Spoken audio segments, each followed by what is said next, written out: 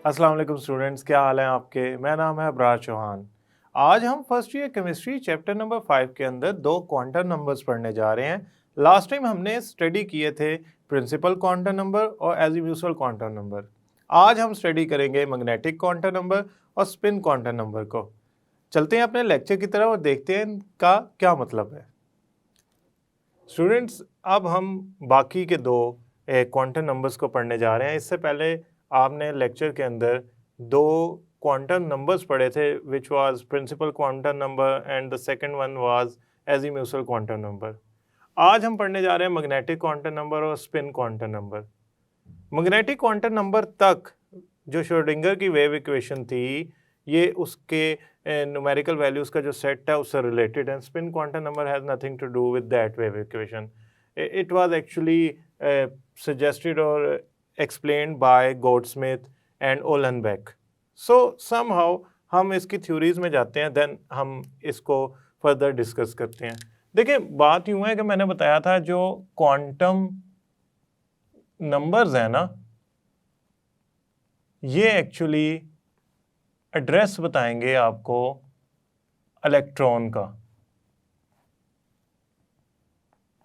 किसी इलेक्ट्रॉन की position address कि वो किस शेल में, किस सब शेल में और किस स्पिन से वो अपने एक्सिस के अलोंग रिवॉल्व कर रहा है, इन चीज़ों को हम डिस्कस करेंगे क्वांटम नंबर्स के अंदर।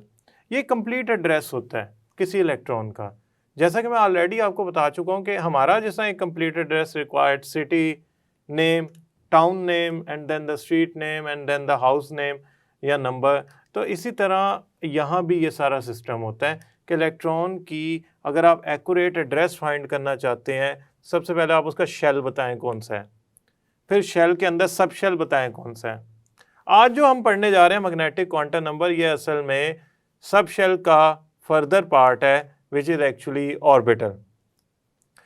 ऑर्बिटल्स को हम अलहदा से एक लेक्चर में डिटेल में पढ़ेंगे, लेकिन अभी हमारा जो है वो कंसर्न है कि मैग्नेटिक क्वांटम नंबर होता क्या है। मैग्नेटिक क्वांटम नंबर पढ़ने से पहले जरा हम रिवाइज करते हैं Zeeman's effect. What was Zeeman effect? असल में ज़ीमैन इफेक्ट क्या था? जब हम मैग्नेटिक फील्ड में, मैग्नेटिक फील्ड के अंदर से कोई एक्साइटेड एटम्स को रखते हैं, दे कुड बी सोडियम, तो इससे बनने वाला जो आपके पास स्पेक्ट्रम होता है उसमें जो लाइंस आती हैं वो मैग्नेटिक फील्ड की वजह से फर्दर स्प्लिट हो जाती हैं मल्टीपल लाइंस के अंदर। से सोडियम है तो सोडियम दो येलो लाइंस प्रोड्यूस करता है, तो दो येलो लाइंस फर्दर स्प्लिट हो जाएंगी। अब ये वाली येलो लाइन जो है वन, ये इसके अंदर स्प्लिट हुई है, ये वाली येलो लाइन जो है वो फर्दर स्प्लिट हो जाएगी डिफरेंट लाइंस के अंदर। Now what we need to understand कि ऐसा क्यों हो रहा है। इसको बोहर ने ही एक्सप्लेन करता था, क्योंकि बोहर के मुताबिक तो ऑर्बिट है, डेट्स इट। ऑर्बिट के अंदर सबशेल्स हैं या ऑर्बिटल्स हैं, इसके बारे में Bohr did not explain anything. Actually ये जो ज़ीमैन इफेक्ट है, मैग्नेटिक फील्ड के असर की वजह से सोडियम या कोई भी एक्साइटेड एटम्स जब स्पेक्ट्रल लाइंस की स्प्लिटिंग होती है, जो आप जिसे कहते थे splitting of spectral lines in magnetic field,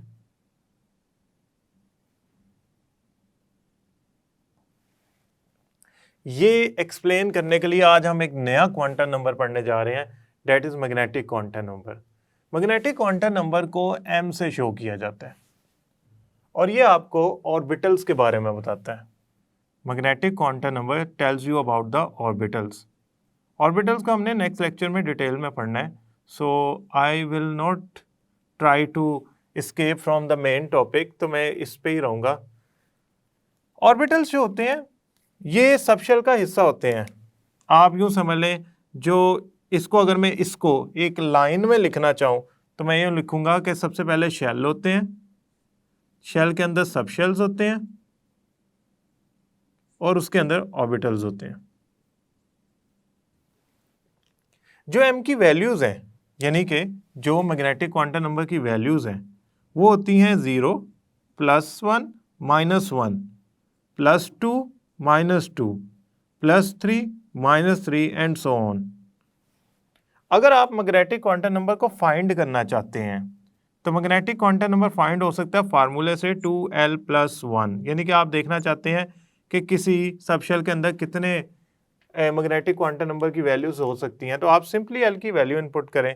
for example इसको हम यूज़ करेंगे to calculate number of orbitals for s, p and D.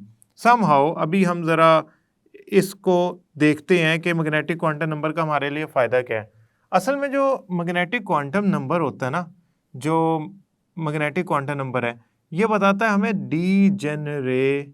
Degeneracy of orbitals के बारे में, orientation of orbitals in different axes या number of ways orbitals can arrange।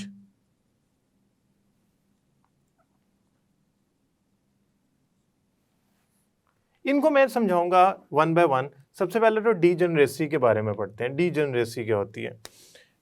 Degeneracy का word आप जहां भी पढ़ो ना, यहाँ डीजेनरेट ऑर्बिटल्स का वर्ड जहां भी पढ़ो तो इसका मतलब होता है सेम एनर्जी ऑर्बिटल्स। ऐसे ऑर्बिटल जो सेम एनर्जी में होते हैं वो डीजेनरेट कहलाते हैं। एक सबशेल के अंदर जो ऑर्बिटल्स होंगे वो सारे डीजेनरेट होंगे। फॉर एग्जांपल पी सबशेल के अंदर 3 ऑर्बिटल्स होते हैं, वो तीनों के तीनों डीजेनरेट होते हैं, सेम एनर्जी पे होते हैं। हाँ, उनकी ओरिएंटेशन एक्सिस के अलोंग अरेंजमेंट मैग्नेटिक फील्ड के अंदर डिफरेंट होती है, मगर होते वो डीजेनरेट हैं। अच्छा खैर, हम ऐसा करते हैं, एस सबशेल के लिए एनालाइज करते हैं मैग्नेटिक क्वांटम नंबर को। एस सबशेल के लिए हम एनालाइज करते हैं मैग्नेटिक क्वांटम नंबर को, तो हमारा ये कॉन्सेप्ट क्लियर हो जाएगा। फॉर एस सबशेल आप याद रखिएगा, अगर मैं एस सबशेल की बात कर रहा हूं तो इसका मतलब ये है कि मैं एल एस सबशेल के लिए क्या होता है? 0। नाउ अगेन आप कहेंगे सर इसका मतलब ये हो गया कि जो सबशेल के एजीम्यूथल क्वांटम नंबर की वैल्यूज हैं वो यूज कर सकते हैं हम to find out the number of orbitals in any subshell. तो मैंने सबसे पहले तो ये किया कि एस सबशेल के लिए एजीम्यूथल क्वांटम नंबर की जो वैल्यू है वो लिख दी। नाउ मैं क्या करता हूँ, मैं फाइंड करता हूँ कि इस एजीम्यूथल क्वांटम नंबर के मुताबिक मेरे मैग्नेटिक क्वांटम नंबर कितने निकलते हैं। तो m is equal to 2l+1 is equal to 2 into 0 + 1 which makes 1। So इसका मतलब एस सबशेल के लिए जो m की वैल्यू निकली वो 0 निकली। 0 का मतलब ये नहीं है कि m की वैल्यू ही नहीं निकली। 0 इटसेल्फ एक वैल्यू है मैग्नेटिक क्वांटम नंबर की। इट मींस इसमें एक ऑर्बिटल होता है। अब जो एस सबशेल के अंदर एक ऑर्बिटल है वो किस तरह का होता है जरा देखते हैं। ये आपके सामने एक स्फीयर है। अगर आप इस स्फीयर को देखें तो ये एक्स वाई जी एक्सिस के अलोंग सिमेट्रिकल है। इसके अंदर इलेक्ट्रॉन रिवॉल्व कर रहा है, इसके सेंटर में न्यूक्लियस है जहाँ एक्स वाई जी एक्सिस एक दूसरे को कट करते हैं। ये जो स्फेरिकल शेप है एस सबशेल के ऑर्बिटल की, ये बताती है कि ये सिमेट्रिकल है। सिमेट्रिकल का क्या मतलब है कि इलेक्ट्रॉन पाए जाने की प्रोबेबिलिटी हर एक्सिस में सेम है। मतलब न्यूक्लियस से एक्स एक्सिस तक का जो फासला है और न्यूक्लियस से जो वाई एक्सिस तक का फासला है या न्यूक्लियस से जो जेड एक्सिस तक का फासला है इस स्फीयर का, वो सेम है। और ये स्फीयर जो है, स्फेरिकल शेप जो है, ये ऑर्बिटल है और ये शो करती है कि इसके अंदर इलेक्ट्रॉन कहीं भी पाया जा सकता है मैक्सिमम प्रोबेबिलिटी के साथ। सो मैं लिख देता हूं, this S subshell is spherical symmetrical. Second, probability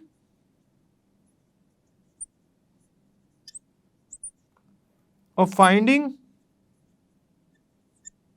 electron is same in all axes in this orbital. आप समझिए जैसा फुटबॉल होता है, फुटबॉल के अंदर जो खाली हवा भरी होती है, यानी कि वो वाला एरिया खाली होता है। खैर, अब फुटबॉल की जो आउटर सरफेस है, आप वो समझे एक स्फीयर है। फुटबॉल में अगर मैं एक सुई डालूं जो उसके आर पार हो जाए, और एक ऊपर से सुई डालूं जो उसके आर पार हो जाए, और एक आगे से सुई डालूं जो उसके आर पार हो जाए, ये तीन सुइयां असल में 3 डिफरेंट एक्सिस को शो करती हैं। इसके लिए मैं ऐसा करता हूँ, डायग्राम भी ड्रॉ कर लेता हूँ। ये फुटबॉल है, ये स्फेरिकल है, ठीक है, ये स्फेरिकल है। अब मैंने क्या किया, एक ये एक्सिस वाई एक्सिस और ये जेड एक्सिस, और ये वाला ड्रा किया मैंने, sorry, this is z axis, this is x axis, this is y axis. Now this is nucleus, ये सेंटर में न्यूक्लियस है, और इधर से इलेक्ट्रॉन पाए जाने की पॉसिबिलिटी हर डायरेक्शन में सेम है। तो हम कहेंगे कि ये सिमेट्रिकल है। सिमेट्रिकल को आप आसान लफ्ज़ों में अगर बात करें तो एक जैसा है। ऐसा नहीं है कि आप एक्स एक्सिस के लॉन्ग ज़्यादा इलेक्ट्रॉन पाए जाने की पॉसिबिलिटी समझें और वाई एक्सिस के लॉन्ग कम इलेक्ट्रॉन पाए जाने की पॉसिबिलिटी देखें। इसकी शेप ही बता रही है कि एक जैसी पॉसिबिलिटी है इस ऑर्बिटल में electron from the nucleus in x y z axis पाए जाने की। अगर मैं बात करूं फॉर पी सब शेल, यहां लिख लेते हैं पी सब शेल। तो पी सब शेल में जो सबसे पहले हम लिखते हैं एजीम्यूथल क्वांटम नंबर की वैल्यू, डेट इज एक्चुअली 1। तो उससे जो मेरे पास मैग्नेटिक क्वांटम नंबर निकलेगा वो 2l+1 निकलेगा। 2l+1 का मतलब ये है कि आपके पास मैग्नेटिक क्वांटम नंबर की 3 वैल्यूज निकलेंगी, क्योंकि आप l की जगह 1 लगाएंगे तो आपका आंसर 3 आएगा। 3 वैल्यूज कहां से कहां तक होंगी, देखें, अगर magnetic quantum number single value generate करे तो वो होगी 0 तक। 3 वैल्यू जनरेट करे तो उसमें कौन कौन सी वैल्यू आती है मैग्नेटिक क्वांटम नंबर की? 3 वैल्यू कौन कौन सी आएंगी मैग्नेटिक क्वांटम नंबर की? आएगी एक 0, एक आएगी +1, एक आएगी -1। ये 3 मैग्नेटिक क्वांटम नंबर्स आए हैं। इसका क्या मतलब है? इसका मतलब ये है कि पी सब शेल के अंदर जो नंबर ऑफ ऑर्बिटल्स हैं वो 3 है। अब होता यूं है कि ये जो 3 पी के ऑर्बिटल्स हैं, यानी कि मैं बात कर रहा हूँ पी सब शेल की, इसमें जो 3 ऑर्बिटल हैं वो 3 होते हैं। एक एक्स एक्सिस के लॉन्ग मैग्नेटिक फील्ड में अरेंज होता है, एक वाई एक्सिस के लॉन्ग अरेंज होता है, एक जेड एक्सिस के लॉन्ग अरेंज होता है। वैसे अगर मैं पी सब शेल की बात करूं तो it's look like a dumbbell. वैसे अगर मैं शेप की बात करूं तो ये जो इसकी शेप होती है वो डम्बल होती है। कैसे भला? देखें, इसका ये एक लोब है, ये दूसरा लोब है। ये जो लोब है ना, ये एग लाइक है, बुक ने इसको लिखा हुआ है egg like shape, somehow it is a lobe. अब ये दोनों इकट्ठे हो जाएं अलोंग अ सर्टेन एक्सिस तो ये आपको बताते हैं कि ये इसकी शक्ल है। इसको हम कहते हैं डम्बल शेप। अब ये ना सिमेट्रिकल शेप है along a axis of orbital. For अभी खैर हम ऑर्बिटल पे जाते हैं फिर देखते हैं। ये है इसका एक्स एक्सिस के लॉन्ग अरेंजमेंट। एक्स एक्सिस के लॉन्ग अरेंजमेंट कैसी होगी इसकी पी सब शेल की? एक लोब इस एक्स एक्सिस में बनेगा, एक लोब इसके इस वाले हिस्से में बनेगा। Now this is a P x, यानी कि जो मेरा पी सब शेल है उसमें जो ऑर्बिटल्स हैं वो 3 हैं, और एक उसमें डम्बल शेप एक्स एक्सिस के लॉन्ग ऑर्बिटल की बनती है। एक शेप जो होती है वो बनती है अलोंग जेड एक्सिस इस तरह, यानी कि एक लोब जेड एक्सिस पे है, एक लोब उसी जेड एक्सिस के दूसरे हिस्से पे है। So this is another shape. और अगर मैं इसी तरह यहां पे बनाऊं तो मैं बनाऊंगा एक वाई एक्सिस के लोब है ऊपर और एक नीचे की तरफ। Now this is another thing कि आपके ये तीन हो गए, ये है पी एक्स, ये है पी जेड, ये है पी वाई, ये तीन डी जनरेट ऑर्बिटल हैं। अच्छा, यहाँ पे पहली बात तो ये मैं समझाना चाहता हूँ कि अगर मैं सबशेल से ऑर्बिटल में गया हूँ तो मैं ऑर्बिटल्स में हरगिज़ ये नहीं कहूँगा कि उनकी एनर्जी डिफरेंट है। ऐसा नहीं है पी एक्स पी वाई से आगे निकल गया एनर्जी में, या पी जेड की एनर्जी पी वाई से ज़्यादा है। ये सारे सेम एनर्जी पे हैं, इनकी एनर्जी लेवल सेम है। ये सेपरेट हुए मैग्नेटिक फील्ड में पी सबशेल के ऑर्बिटल्स।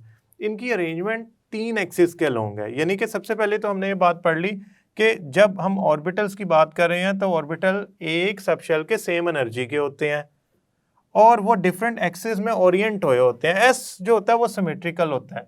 ये किसी ऑर्बिटल एक्सिस के अलोंग तो सिमेट्रिकल हो सकता है। फॉर एग्जांपल अगर मैं पी वाई की बात करूं तो ये वाई एक्सिस है।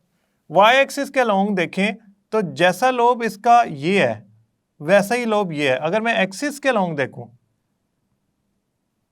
तो ये देखें सिमेट्रिकल आता है, यानी कि टू हाफ्स बराबर आते हैं। तो पहली बात होगी कि इनकी ओरिएंटेशन एक सबशेल के डिफरेंट ऑर्बिटल्स की डिफरेंट एक्सिस में हो सकती है। पी की कौन कौन से एक्सिस में हुई है? पी एक्स में, पी वाई में, पी जेड में। तीसरी बात, number of ways orbital can arrange. अब इसमें कितनी वेज हैं? तीन वेज हैं, 1 2 3। तो हमें एक पूरी क्लियर कट पिक्चर आ गई ऑर्बिटल्स की मैग्नेटिक क्वांटम नंबर के जरिए कि वो ऑर्बिटल्स कितने हैं, किस किस डायरेक्शन में वो अरेंज हुए होते हैं और वो सारे डीजनरेट हैं। ये तीनों डीजनरेट ऑर्बिटल्स हैं। स्टूडेंट्स एक बात याद रखिएगा, ये splitting under the effect of magnetic field तो हो गई, लेकिन ये डीजनरेट ऑर्बिटल की शक्ल नहीं तब्दील हुई। हाँ, पी की बजाय अगर मैं डी की डिस्कस करता हूं तो उनमें ये होता है कि जो ऑर्बिटल्स हैं वो चार तो मिलते जुलते होते हैं, जो पांचवा होता है वो डिफरेंट शक्ल का होता है, वो हम आगे डिस्कस करते हैं। ये ऑर्बिटल एक्सिस है जिसके अलोंग ये ऑर्बिटल जो है वो सिमेट्रिकल है। ये इसका ऑर्बिटल एक्सिस है वाई एक्सिस, ये इसका ऑर्बिटल एक्सिस है,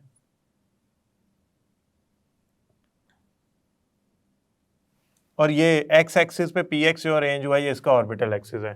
student p x p y p z का मतलब है 0 +1 -1, तीन मैग्नेटिक क्वांटम नंबर हमने असाइन किए इनको जनरली।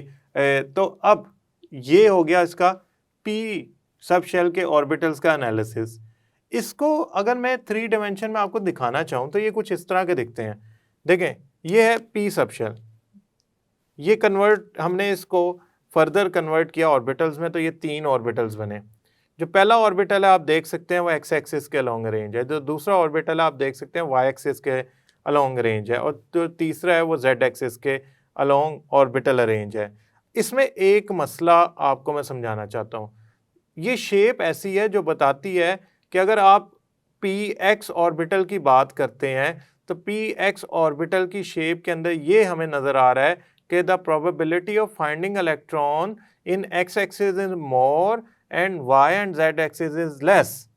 यानी कि पी एक्स ऑर्बिटल के इलेक्ट्रॉन जो होंगे वो एक्स एक्सिस के अलोंग ज़्यादा प्रोबेबिलिटी है to get them, to find their position in x axis is more. ये इसी तरह है जिस तरह मैं आपको समझाता हूं इसको। ये एक्स एक्सिस है, ये पी एक्स का ऑर्बिटल कैसे आएगा? मैंने पोजीशन ऑफ इलेक्ट्रॉन्स फाइंड की अलोंग इन पी एक्स, तो वो कुछ इस तरह की आई। ये है वाई एक्सिस, तो वो जो पोजीशन ऑफ इलेक्ट्रॉन्स है वो कुछ इस तरह की आई। ये इलेक्ट्रॉन्स है।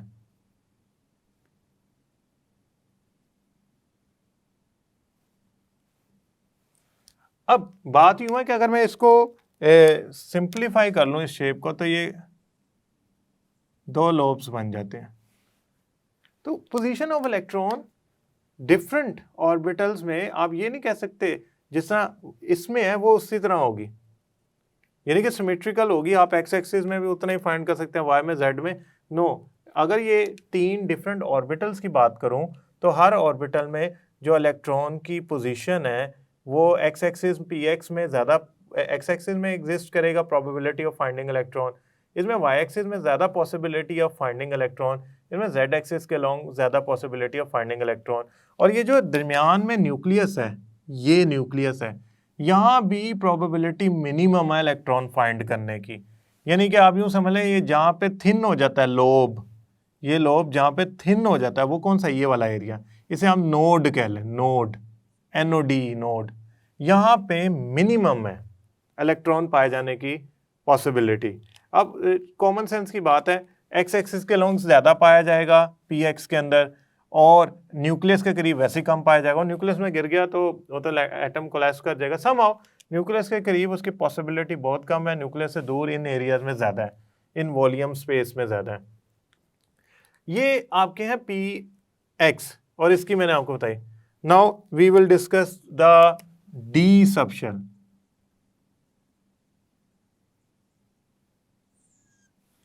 स्टूडेंट डी सबशेल के अंदर क्या होता है, देखें डी सबशेल के लिए जो L की वैल्यू है वो है 2, ठीक है, इसके लिए 0 थी, इसके लिए 1 थी, इसके लिए 2 है, P के लिए 1 थी। तो मैं ऐसा करता हूँ 2L+1 में वैल्यू पुट करके फाइंड करता हूँ कि कितने नंबर ऑफ ऑर्बिटल्स आते हैं। 2 × 2 + 1 = 5। सो मेरा मैग्नेटिक क्वांटम नंबर आया 5। 5 का मतलब क्या है कि मैं 0 से लेकर 5 वैल्यूज तक गिनता हूं। 5 का मतलब क्या है, 0 +1 -1 +2 -2, ये 5 वैल्यूज हैं जो कि डी सबशेल के अंदर नंबर ऑफ ऑर्बिटल्स के लिए साइन की जा सकती हैं by magnetic quantum number use करते हुए। इसको जरा सा ना हम इमेज में देखते हैं क्योंकि we are going to use it somehow. ये डी सबशेल जब स्प्लिट होता है डिफरेंट ऑर्बिटल्स के अंदर तो ये 5 ऑर्बिटल्स बने हैं। ये 5 ऑर्बिटल लगने में यूं हैं जैसे डबल डंबल शेप्स हैं। इसमें जो पहला है वो है DXY, दूसरा है DXZ, तीसरा है DYZ, चौथा है DX² - Y², और लास्ट वन है DZ²।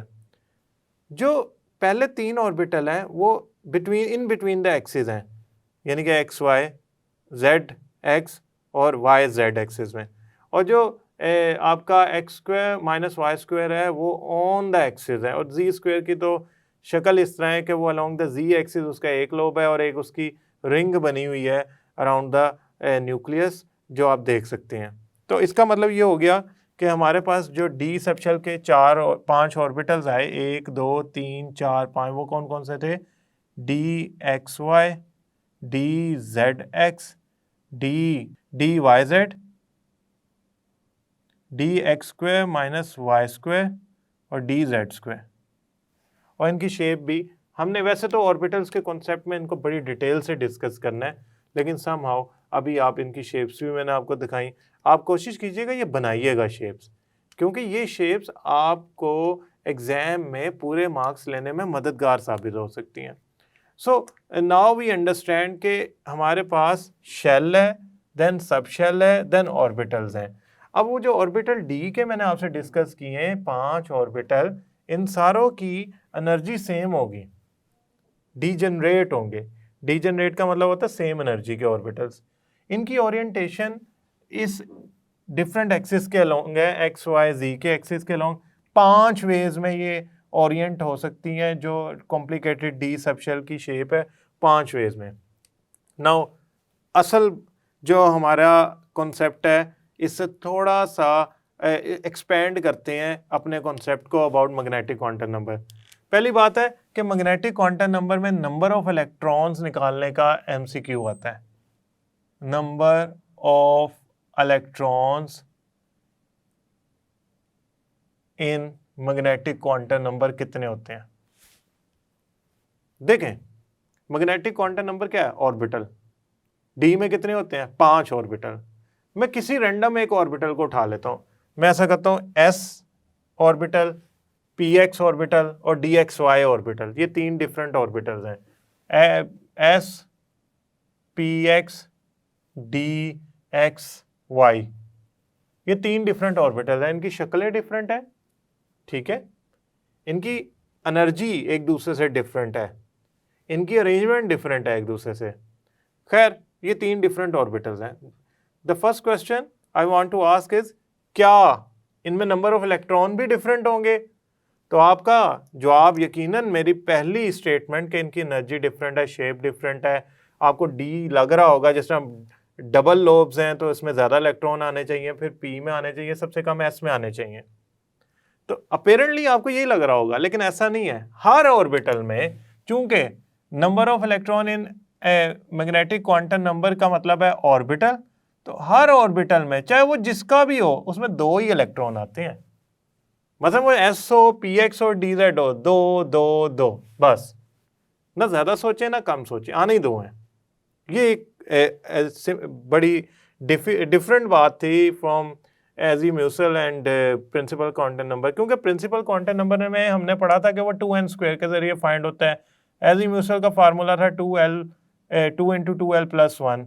ऑल्दो इसका कोई फार्मूला फॉर यूज हो सकता है to find the number of orbitals in a shell, यानी कि आप सीधा शेल से जंप करके ऑर्बिटल में जाना चाहें तो आप एक फार्मूला यूज कर सकते हैं to find the number of orbital, लेकिन एक ऑर्बिटल में इलेक्ट्रॉन की तादाद 2 ही होगी। अब ये देखते हैं, पी सबशेल के अंदर टोटल 6 इलेक्ट्रॉन आते हैं, एस सबशेल के अंदर 2 इलेक्ट्रॉन आते हैं, टोटल 6 आते हैं। 6 का मतलब क्या है, पी एक्स में 2, पी वाई में 2, पी जेड में 2, तो 2 2 2 6। इसका एक ही ऑर्बिटल होता है और हर ऑर्बिटल में 2 आ सकते हैं, तो इसका मतलब एस में वाकई 2 आते हैं। डी में कितने आते हैं जरा सोचें, मैं आपको 2 सेकंड देता हूं।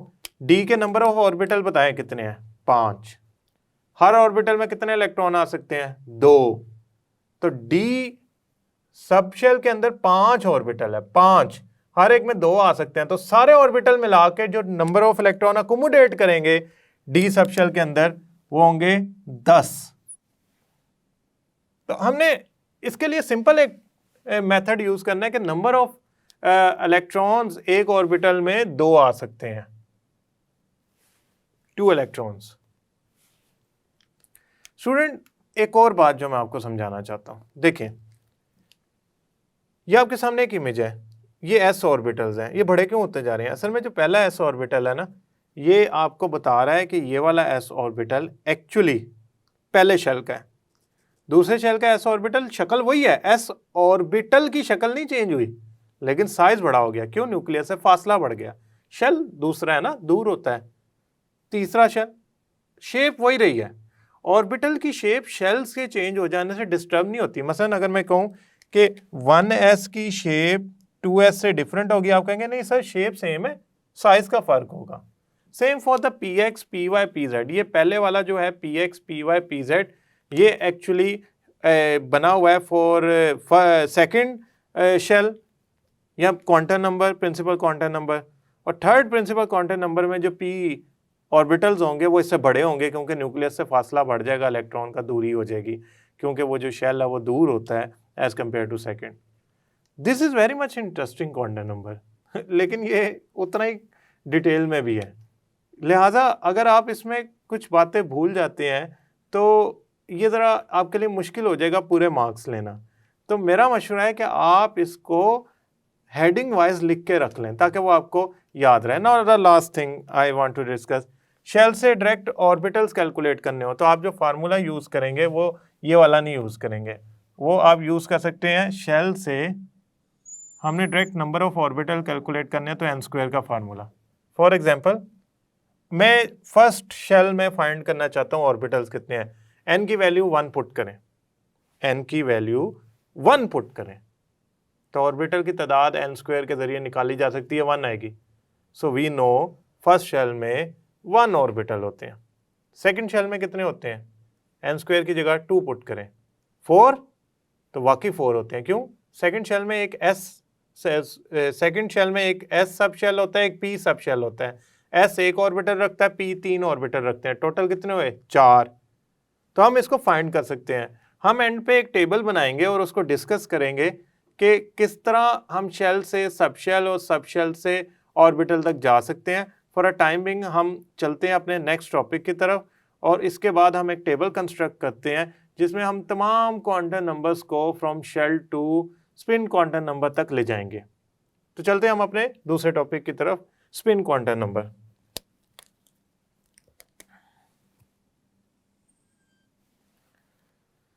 Student, spin quantum number is actually very interesting. इसको ना थोड़ा सा समझने से पहले ज़रा हम अल्कली मेटल्स की बात कर लें। अल्कली मेटल्स कौन सी होती हैं? अल्कली मेटल्स ग्रुप 1A की मेटल्स होती हैं और इनमें कौन कौन से एलिमेंट हैं? इनमें है lithium, sodium, potassium, rubidium, caesium, francium. इनकी नेचर क्या है? इनके आउटर मोस्ट शेल में एक इलेक्ट्रॉन होता है। फॉर एग्जांपल मैं लिथियम या सोडियम की बात करूं तो सोडियम या लिथियम में 3 इलेक्ट्रॉन होते हैं, सोडियम में होते हैं 11।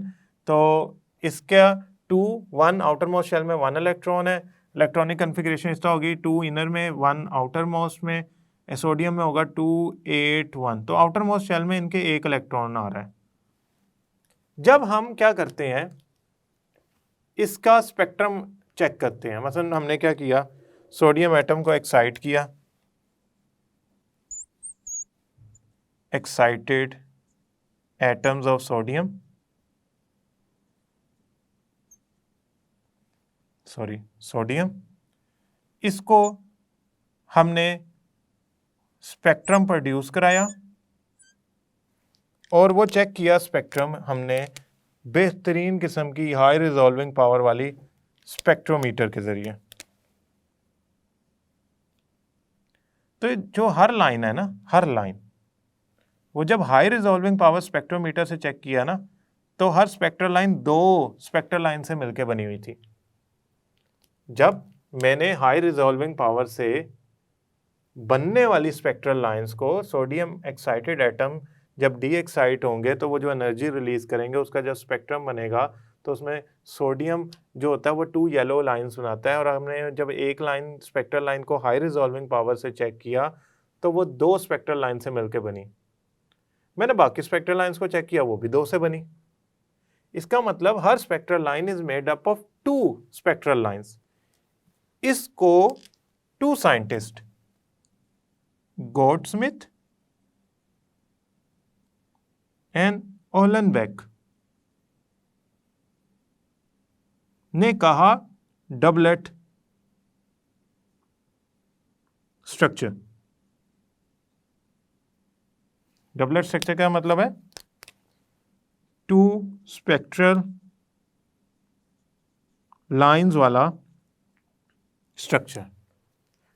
दोबारा से सुने स्टूडेंट्स, सोडियम एटम को एक्साइट किया गया तो उससे प्रोड्यूस हुआ spectrum, line emission spectrum.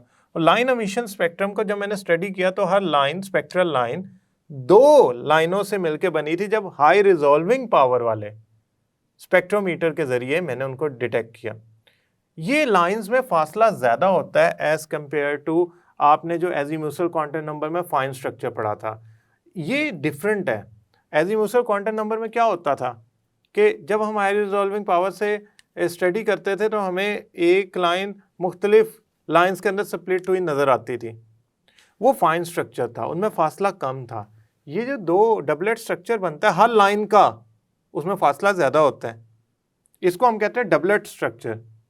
Goldsmith और ओहलनबेक ने 1925 में इसको एक्सप्लेन करने की कोशिश की। उन्होंने कहा ये डबलेट स्ट्रक्चर असल में इलेक्ट्रॉन की अपने एक्सिस के अलोंग स्पिनिंग की वजह से बन रहा है। अपने एक्सिस के अलोंग इलेक्ट्रॉन की स्पिनिंग की वजह से बन रहा है। इसको समझाने के लिए आप समझें कि दुनिया है, दुनिया सूरज के इर्द गिर्द घूम रही है। मैं ऐसा करता हूँ, मैं इसको थोड़ा सा ड्रा कर लेता हूँ। ये अलबत्ता पहले मैं ज़रा लिख दूँ, डबलेट स्ट्रक्चर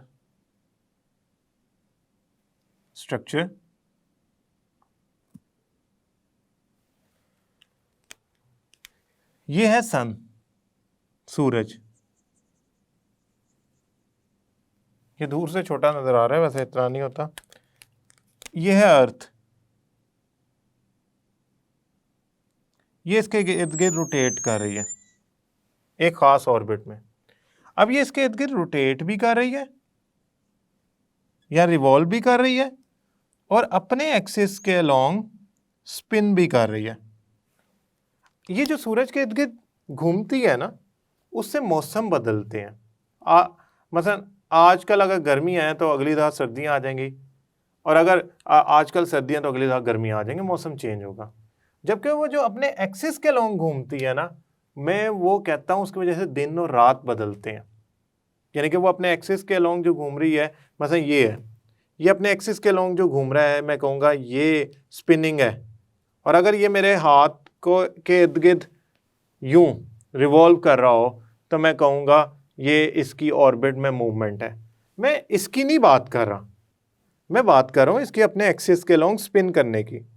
इलेक्ट्रॉन भी अपने एक्सिस के अलोंग स्पिन करते हैं। गॉडस्मिथ और उहलेनबेक कहते थे इस वजह से डबलेट स्ट्रक्चर प्रोड्यूस होता है।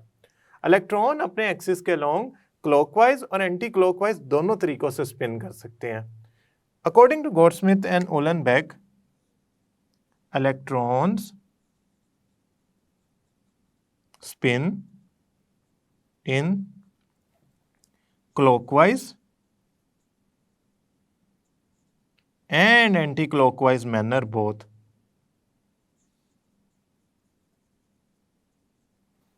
यानी कि अगर एक इलेक्ट्रॉन है, फॉर एग्जांपल हमारे पास ये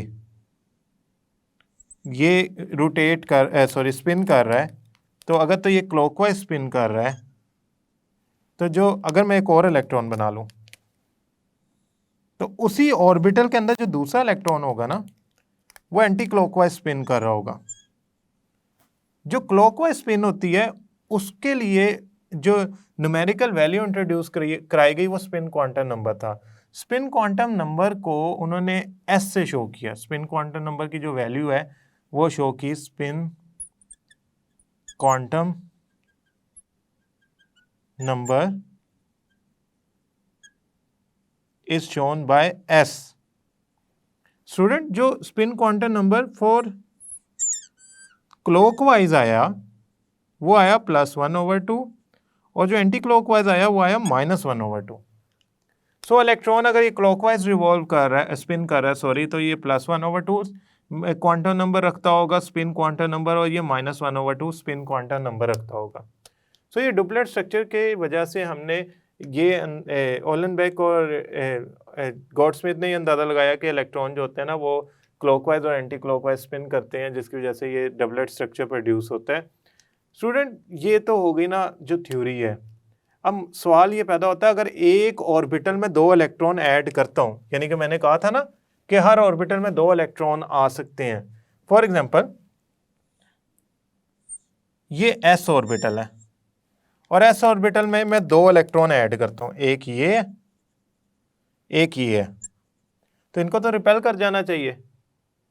ये किस चक्कर में एक ही ऑर्बिटल में आ रहे हैं, इनको रिपेल कर जाना चाहिए, इनको एक ऑर्बिटल में इकट्ठे नहीं रहना चाहिए। क्यों? ये भी नेगेटिव चार्ज है, ये भी नेगेटिव चार्ज है, तो इसकी इलेक्ट्रिक फील्ड को रिपेल करेगी, यानी कि रिपल्शन होगी, electrostatic repulsion between these 2 charges. Why? Because they are the same charges. ऐसा होता नहीं है, ये रहते हैं एक ऑर्बिटल में 2 इलेक्ट्रॉन। वजह क्या है?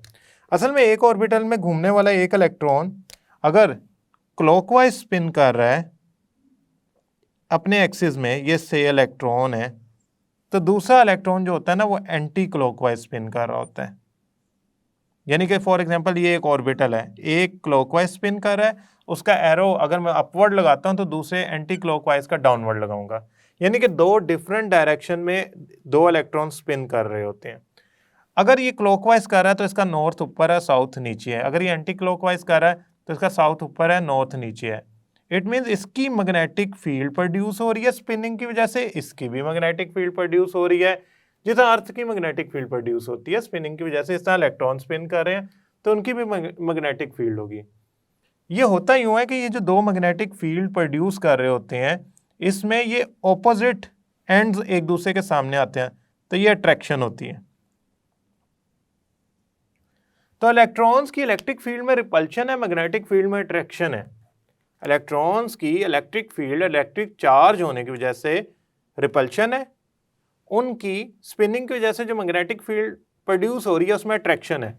ये रिपल्शन और अट्रैक्शन एक दूसरे को कैंसल आउट करती हैं, जिसकी वजह से इलेक्ट्रॉन एक ऑर्बिटल में एग्जिस्ट करता है। दो इलेक्ट्रॉन एक ऑर्बिटल में एग्जिस्ट करते हैं, वरना वो तो रिपेल करें और एक दूसरे को बाहर फेंक दें, लेकिन वो इसलिए रिपेल नहीं करते क्योंकि उनका इफेक्ट कैंसल आउट हो रहा होता है एक ऑर्बिटल के अंदर due to the opposite spinning. ठीक है, वो अट्रैक्शन क्यों हो रही होती है मैग्नेटिक फील्ड में, किस वजह से, ऑपोजिट स्पिनिंग की वजह से, and the repulsion due to the same charge. So इस वजह से दो इलेक्ट्रॉन एक ही ऑर्बिटल में एट अ टाइम एग्जिस्ट करते हैं। हम यही वजह है कि जब किसी ऑर्बिटल में से मैं एस में इलेक्ट्रॉन लिखना चाहूँ तो मैं इस तरह लिखता हूँ, या पी एक्स में लिखना चाहूँ तो मैं ऑपोजिट स्पिन के साथ लिखता हूँ, क्योंकि वो इसी तरह रह सकते हैं। अगर मैं पी एक्स में यूं लिखूंगा ये गलत होगा। It means they are moving with the same, they are revolving around the nucleus in a orbital with the same spin. तो सेम स्पिन भी रिपेल कर रही है, चार्जेस भी रिपेल कर रहे हैं, ऑपोजिट स्पिन होगी तो अट्रैक्शन होगी, तब जाके वो अपनी रिपल्शन के इफेक्ट को कैंसल आउट कर सकेंगे और एक ऑर्बिटल में रह सकेंगे। अब स्टूडेंट्स, हमने 4 क्वांटम नंबर्स को इकट्ठे प्लेस करके स्टडी करना है। उसके लिए चलते हैं हम नेक्स्ट पार्ट की तरफ। स्टूडेंट्स, अब हम करने क्या जा रहे हैं, जो हमने सारे क्वांटम नंबर पढ़े हैं ना, उसको हम पहले 3 शेल पे अप्लाई करते हैं और इनको एनालाइज कर लेते हैं एक दफ़ा। पहला शेल के शेल के अंदर जो प्रिंसिपल क्वांटम नंबर होता है वो होता है n इज इक्वल टू 1। इसका मतलब एक शेल, फर्स्ट ऑर्बिट, जो एजीम्यूसल क्वांटम नंबर होता है, एजीम्यूसल क्वांटम नंबर, वो क्या होता है, इसमें L इज इक्वल टू 0 होता है। और मैग्नेटिक क्वांटम नंबर क्या होता है इसके अंदर, वो होता है M इज इक्वल टू 0। अच्छा, इसका मतलब ये है कि इसमें एक सबशेल है S और एक ही ऑर्बिटल है S का, 1 ऑर्बिटल है, ठीक है, 1। इसमें इलेक्ट्रॉन रिवॉल्व कैसे कर सकता है, यानी कि स्पिन क्वांटम नंबर क्या हो सकता है, स्पिन क्वांटम नंबर वो हो सकता है +1/2 -1/2। और इस पूरे शेल में इलेक्ट्रॉन्स कितने आ सकते हैं, इलेक्ट्रॉन्स स्टूडेंट्स 2। क्यों, एक ही सब शेल है। दूसरे पे चलते हैं, L, के बाद L आता है। इसके लिए n की वैल्यू क्या होती है, 2। L की वैल्यू क्या होती है, 0 और 1, यानी कि इसमें S और P 2 सब शेल होते हैं। M की वैल्यू क्या होती है, M की वैल्यू होती है, फॉर S होती है 0, यानी कि एक S होता है, सिंगल S सब शेल होता है। इसके लिए 3 वैल्यूज होती हैं, 0 +1 -1, यानी कि Px, Py, Pz 3 सब शेल होते हैं। अच्छा, इसमें भी डेफिनेटली +1/2 -1/2 स्पिन क्वांटम नंबर होगा, इनमें भी सेम यही होगा ना, इसके अलावा तो स्पिन क्वांटम नंबर है ही नहीं। अच्छा, इलेक्ट्रॉन कितने आते हैं, देखें, इलेक्ट्रॉन का फार्मूला था 2n²। अगर मैं लगाऊंगा तो मेरे पास जो टोटल आंसर आएगा इलेक्ट्रॉन्स का वो आएगा 8। वजह, इस वाले यानी कि पहले वाले में सब शेल में 2 आते हैं, दूसरे वाले में 6 आते हैं, 2 2 2 6। के n is equal to 3, L is equal to 0, L is equal to 1, L is equal to 2, S sub shell, P sub shell, D sub shell. Okay students, इसके लिए जो M की वैल्यू, मैं ऐसा कर रहा हूँ, कलर चेंज कर लेता हूँ, that would be easier to distinguish। M is equal to 0 for 1s, single orbital होगा ना। M is equal to 0 for P के लिए +-1, that means we actually have 3 Px, Py, Pz orbitals, for this m is equal to 0 plus 1 plus minus 2. Okay, now this is something difficult to write here. Dxy, dxz, dyz, dx square minus y square and dz z square. Okay, now this is different from all these orbital. इनकी आपस में orientation different होती है, वैसे different होता है. अब इसमें क्या होगा, इसमें डेफिनेटली +1/2 -1/2 होगा. इसमें क्या होगा, +1/2 -1/2 ही स्पिन हो सकती है किसी भी ऑर्बिटल में. सेम इसमें भी यही हो सकता है, ये तो चेंज नहीं होगा. टोटल नंबर ऑफ इलेक्ट्रॉन देखते हैं. 3, 2n स्क्वायर का फार्मूला लगाएं. 2 × 3 का स्क्वायर 18, 3 3 9 2 18. उसकी वजह क्या है, 2 इसमें आए, 6 इसमें आए, 10 इसमें आए, टोटल 18 इलेक्ट्रॉन आ गए. सो स्टूडेंट, ये एक सर्टेन टेबल है जो आपको मदद कर रहा है अंडरस्टैंड करने में कि एक शेल के फर्दर कितने सब शेल हैं और पार्ट्स कितने हैं. This actually tells you the sub shell, this actually tells you the orbital. मैं लिख देता हूँ ताकि स्टूडेंट्स आपके लिए आसानी हो जाए. शेल, सब शेल के अंदर ऑर्बिटल्स, इलेक्ट्रॉन पाए जाने की मैक्सिमम प्रोबेबिलिटी वाला area, spin off electron and number of electrons.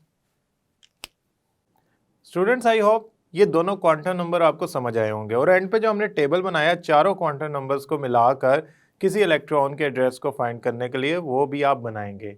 Next lecture तक के लिए अल्लाह हाफिज़.